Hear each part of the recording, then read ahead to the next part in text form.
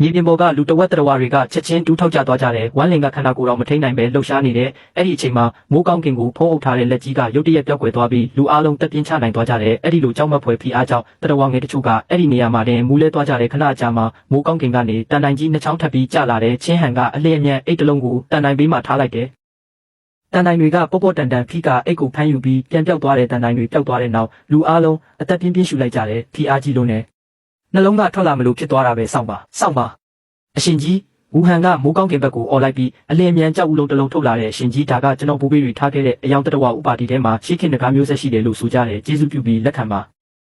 ါမိုးကောင်းကင်ကနေမကြခင်ကထွက်သွားခဲ့တဲ့တန်တိုင်တွေပြန်ကျလာတဲ့ဝူဟန်ကကြောက်ဦးကိုခေါင်းပေါ်မြောက်ထားလိုက်တဲ့တန်တိုင်ကအဲ့ဒီကိုဖမ်းယူပြီးထပ်ပြောက်သွားတဲ့ဝမ်းလင်ကပြောတဲ့မိမကြီးအားလုံးလည်းအရှင်ကြီးရဲ့ကျေးဇူးခံယူထားကြတယ်ဒီရက်ကလည်းအလွန်ဆင်းရဲတဲ့အတူပူပေါင်းရင်ဘလို့လဲခုနှစ်ယောက်မြောက်အကြီးအကဲနဲ့တိုက်ခိုက်ပြီးနောက်အားလုံးတည်သွားကြတယ်ဒေတာကြီးရဲ့အနေရကအတွင်းမဟုတ်ပဲအပြင်ဘက်ကဖြစ်နေတယ်ခဏလေးစေးပန်းခင်းအုံးမယ်ပြတီးပြီးကြပြီလား social boost များကိုတနေရာထဲမှာဈေးတက်တာနဲ့ဝယ်လို့ရပြီဆိုတာ印的给寄了ဟုတ်တယ်他说这些内容素引要不了退系列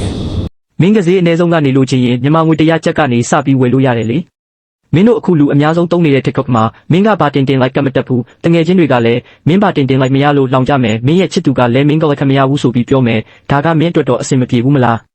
းဘယ်နေရာဘလို့ပဲရောက်ကွာဘာစာထော်ရပဲတုံဆော့ရှော့မှာမင်းကမင်းနာကလူတွေထက်တာနေဖို့ကအဓိကပဲပေါ့ကွာမမေ့နဲ့နော်ဒါတွေအကုန်လုံးကို TikTok သို့မဟုတ် Telegram မှာလာဝယ်လို့ရနေပြီနော်အကောက်လင်ကို comment မှာကြည့်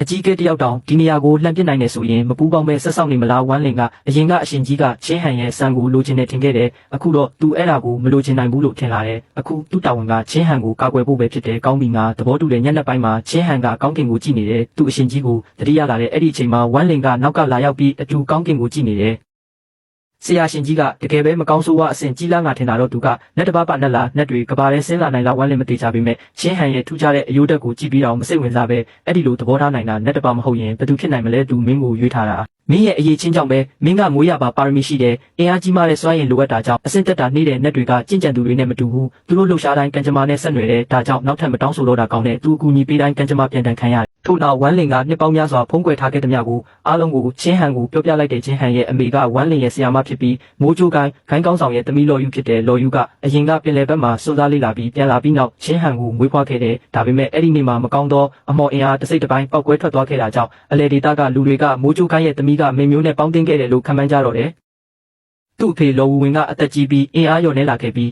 းရွမ်အင်းအစ်စ်မှာနှစ်ခု2000လုံးအစ်စ်မတိုးနိုင်ခဲ့ဘူးခိုင်းအတွင်းအာနာလည်းအလွန်နဲ့နေခဲ့တဲ့သူ့နေရာကိုကာကွယ်ဖို့အတွက်သူကကိုသမီးကိုတောင်တစ္ဆာဖောက်ပြီးလော်ယူကိုအနံခဲ့တယ်နောက်ဆုံးတော့မိုးချိုးခိုင်းဘက်ကလည်းအကြောင်းပြချက်မရှိတော့တာကြောင့်ပြန်လဲဆုတ်ခွာသွားရတဲ့လော်ယူကချင်းဟန်ကိုမွေးရဲ့အချိန်မှတည်းကသူဟာမွေးရပါတောင်းရုပ်ရှိရဆိုတာသိနေခဲ့တယ်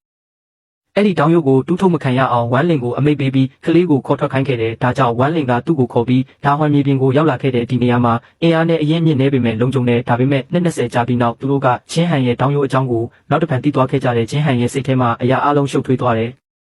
သူ့ရင်ကမထင်ခဲ့ဘူးတဲ့မိမိရဲ့မူလဘဝကမိုးကြိုးကိုင်းကောင်းဆောင်ရဲ့တမီးမမျိုးတွေးဆက်မွေးရပါတောင်ရုပ်ရှိသူကောင်းတာကမင်းကအရှင်ကြီးကိုတွေးခဲ့တာပဲအနေတချို့ကလွတ်မြောက်သွားပြီး20လုံးစိုးရင်ခဲ့တာဒီနေ့မှနည်းနည်းနဲ့စိတ်ချနိုင်ပြီးဝမ်းလင်ရှိနေတဲ့၍ငါအသက်မရှင်နိုင်ရင်တောင်ချင်းဟန်မင်းကတော့အသက်ရှင်နိုင်မယ်ချင်းဟန်တကယ်အံ့ဩသွားတယ်ချင်းဟန်ရဲ့မူလဘဝကဒီလောက်ရှုပ်ထွေးမယ်လို့မထင်ခဲ့ဘူးထားပါတော့ဒါတွေအရင်အိတ်လိုက်ကြမယ်နောက်နေ့မနေ့လက်နိုးလာတော့မနေ့ကတစ်တာတဲကထုတ်ထားတဲ့ပစ္စည်းတွေအားလုံးကြီးလာတာတွေးလိုက်တဲ့တိုးလောင်အိတ်တစ်ခုမတန်အမှုတ်အကြီးကဲရဲ့ဓာတ်ပြန်9လက်ချင်းဟန်ပြောတဲ့အတိုင်းအားလုံးကအစင်းမြင့်မနှံပစ္စည်းတွေအဲ့ဒါတွေပြင်အခြေခံကြင်ကြံနီးစာအုပ်ဝင်ကျွန်းကျွဲတအုပ်လည်းရှိတယ်ဟုတ်တယ်ငါအမှန်တကယ်လက်တွေ့ကဘာမှာကြင်ကြံခြင်းနဲ့ကြင်ကြံသူတွေကင်ဆာယောဂမဖြစ်တော့ဘူးမို့လားစာအုပ်ကိုဖွင့်လိုက်တယ်တကယ်တော့ဖတ်စရာတော့မလိုဘူးစာအုပ်ကိုခေါင်းပေါ်တင်လိုက်တာနဲ့အသိပညာတွေကွက်ကွင်းအုံနောက်ထဲဝင်လာတယ်ဒါပေမဲ့နားမလည်တာတွေအများကြီးရှိသေးလို့ချင်းဟန်ကိုမေးမြန်းရင်းအချိန်တွေဖြတ်တန်းသွားတယ်ဒီလိုနဲ့တနေ့ကုန်လွန်သွားပြီးတစ်လလုံးအိမ်ပြင်တော့မထွက်ခဲ့ဘူးအစားတောက်ဖို့တူတော့ငါအိမ်လိပ်စာကိုမှတ်မိသွားပြီအဲ့ဒီအချိန်တွင်ဝမ်းလင်ကလူတဝက်တဝါတွေနဲ့ကြင်ကြံသူတွေကိုဥဆောင်ပြီးသူတို့ကိုင်းတဲ့မြေကိုပြန်လည်တိစောက်ခဲ့တယ်သူတို့ကမူလချင်းရွံတောင်ကိုထွက်ပြီးလူတဝက်တဝါတွေနေထိုင်တဲ့မြေပြင်ဘက်ကိုပြောင်းရွှေ့သွားပြီးအဆောက်အုံတွေကိုကြီးကြီးမားမားတိစောက်နေကြတယ်တလအတွင်းမှာအဲ့ဒီပစုံများကိုချင်းဟန်တယောက်တည်းလုံးဝတကောင်ပြီးတကောင်စားခဲ့တယ်လုံလောက်တဲ့လင်းကြီးစွမ်းရည်နဲ့အရန်ပြင်းထန်တဲ့လေ့ကျင့်မှုကြောင့်သူ့ရဲ့ကြင်ကြံအဆင့်က18ထက်အထိရောက်လာခဲ့တယ်အခြားသူတွေက10ထက်ရောက်ရင်10တက်နိုင်ပေမဲ့သူကတော့20ထက်ရောက်မှသာတက်နိုင်တယ်ဒါကသူ့ရဲ့ထူးခြားတဲ့အခြေအနေပဲတစ်နေ့မှာလီယန်ထပ်ပြီးဖုန်းဆက်လာတဲ့အကူဘာလုပ်နေလဲထွက်ပြီးအရက်တောက်ရအောင်ငါတို့လည်းကြာပြီးမတွေ့တာမကြခင်ငါသူတို့ရွာဝင်ကဘာဘီကျူးဆိုင်ကိုရောက်လာတယ် လီယန်ကအရင်ရောက်ပြီးထိုင်နေပြီးသားစကားပြောရင်းသူလည်းအလုံးလက်မဲ့ဖြစ်သွားပြီဆိုတာသိလာတယ်။အရင်ကသူ့တာဦးเจ้าကအရန်စီကားခဲ့ပေမဲ့ဖီတယ်ယုံကြည်မှုတွေဖြန့်ဖြူးတယ်လို့တိုင်ကြားခံရပြီးပိတ်ပင်ခံလိုက်ရတဲ့သူအခက်အခဲတွေနားထောင်ပြီးငါထပ်ပြီးဝန်ချင်းတောင်ကိုသွားပြီးတရားလမ်းကျင့်ကြံမှုဆုံးဖြတ်လိုက်တဲ့နာရီအနည်းငယ်ကြာမှတာဦးเจ้าကိုရောက်လာတော့လီယန်ရဲ့ဆရာကိုတွေ့ပြန်တဲ့မင်းလီယန်ရဲ့ညီလေးမလားဟုတ်ပါတယ်လီယန်ကကောင်းတဲ့ကောင်ပါမကြခင်အသက်30ပြည့်တော့မယ်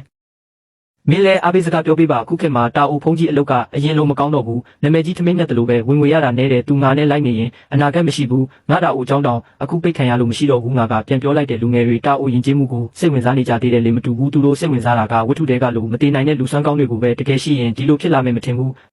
အရင်တုန်းကကောင်းကင်ဘော်ကပြန်တန်းတာတွေရိုက်ထားတယ်လို့ပြောကြတာကလည်းအမြင်မှားကြတာပဲဖြစ်မှာပါထားပါတော့လာမဲ့လက်ကျငါအနားယူတော့မယ်ဒါလီယန်ရဲ့ဒီလာစာပါသူစီကိုပို့ပေးပါတော့သူကစာအိတ်တအိတ်ပေးပြီးတောင်အောင်ဆင်းသွားတဲ့ညအချိန်ရောက်လာပြီးငါတာအိုเจ้าနောက်ကတောင်တန်းထဲကိုသွားတယ်တူလောင်အိတ်ကိုဖွင့်ပြီးပြောင်းလဲနေတဲ့ဖန်ကြောက်တုံးတစ်လုံးထုတ်လိုက်တဲ့အထဲမှာတွေးကြောလို့အနီရောင်ရည်တွေစီးဆင်းနေတယ်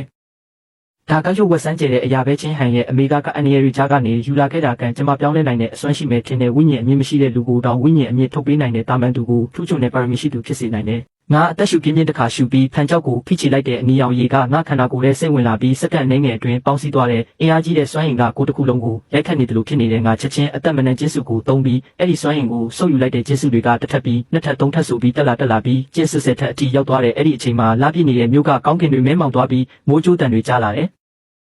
မိုးပြင်းတဲ့မိုးကြိုးအလင်းတွေမိုးတိမ်ထဲမှာလှုပ်ရှားနေတယ်စကန်းချနေတဲ့လူတချို့ကဆဲဆိုရင်တဲတဲကထွက်လာကြတဲ့အားလုံးကပစ္စည်းတွေစုဆောင်းပြီးထွက်ခွာဖို့ပြင်ဆင်နေကြတယ်မြန်ကြည့်အဲ့ဒီဘက်ကိုကြည့်ကောင်းကင်မှာလျှက်စီးကြောင်းခွဲထွက်သွားပြီးလေထဲမှာပြန်နေတဲ့လူလေးတစ်ခုကိုဓာတ်ရိုက်ထိမှန်သွားတဲ့ဒီမြင်ကွင်းကအရန်တင်ရှားလုံးလို့တိမ်ဟဲမျိုးတစ်မျိုးလုံးတတိထားမိသွားကြတဲ့ဝင်ချင်းတောင်မှာလျှက်စီးတန်ခံနေတာပဲတကယ်လူတစ်ယောက်လျှက်စီးတန်ခံနေတဲ့ငါပြောခဲ့တယ်မလားအရင်နေ့ကတကယ်လူတစ်ယောက်ပြန်နေတယ်ဆိုတာ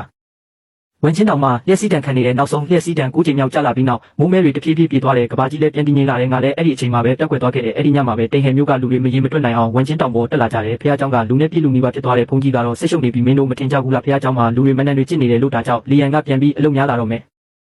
ဒီအချိန်မှာငါတိမ်ဟဲမျိုးပေါ်ကောင်းကင်ထဲမှာတိတ်တဆိတ်မျောနေတယ်ငါမှန်ပုံးကဘာထဲမှာအများသုံးတဲ့မန်နန်တစ်ခုကိုပျောက်မန်နန်ကိုအသုံးပြုထားတယ်တာမန်လူတွေကိုဖုံးကွယ်ဖို့လုံးဝလုံလောက်တယ်ငါမတက်နိုင်ပဲရင်ပြီးသွားတဲ့လျှို့ဝှက်စမ်းကြဲသောဆွမ်းအားကြောင့်ငါချီကျင်းစုအဆင့်ကိုတိုက်ရိုက်ကျော်ပြီးနောက်ဆုံးအဆင့်ကိုရောက်သွားခဲ့တယ်အခုတော့ချီကျင်းစုကိုထိန်းချုပ်ပြီးကင်ဆာဆဲလိုင်းကိုတိတိကျကျဖျက်ဆီးနိုင်ပြီဒီဘဝမှာယောဂလည်းပျောက်သွားပြီးကွာအောက်ကိုကြည့်လိုက်တော့ကားတွေလူတွေအပြည့်ဖြစ်နေတဲ့မြို့မြင်ကွင်းကိုမြင်ရတဲ့စိတ်ထဲမှာအတွေးပေါင်းများစွာပေါ်လာတဲ့စသိမ်းပါပြီးအပွားမွား